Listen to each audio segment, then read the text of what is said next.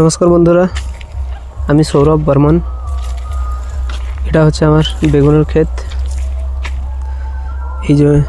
এই জমিতে আছে কম করে হলেও 2000 মতো চারা।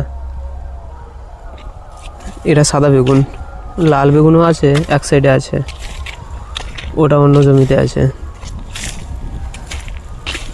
বেগুনের চারদিকে বিনস লাগানো আছে, ছোট বিনস, ছোট গাছে লতানো না এটা। আর এক সাইডে মটর আছে।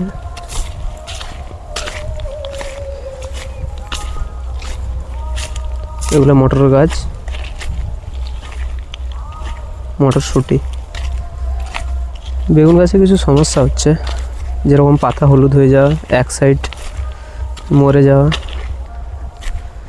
যেরকম কিছু গাছ 2000 মধ্যে কম করে হলেও 100 গাছ হয়তো আমার এরকম আছে। এই যে এটা আছে, ঠান্ডায় হচ্ছে না কি রোগ আছে বোঝা যাচ্ছে না। এই যে এক সাইড এরকম, কিন্তু গোড়ার কলগুলো কিন্তু সবুজ আছে, সুন্দর আছে।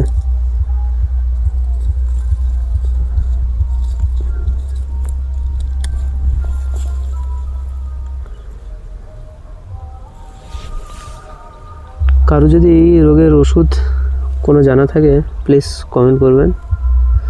আমি কিন্তু এর আগে ক্যাভিরিওটপ ইউজ করেছি 2 বার। আজকে কিন্তু নোটিভো ইউজ করেছি, দেখা যাক কীরকম রেজাল্ট আসে। ঠান্ডার পরিমাণটাও খুব বেশি, তাই গাছগুলো ঠিকমতো উঠতে পারছে না। গাছের বয়স প্রায় 1 মাসের বেশি হয়ে গেছে।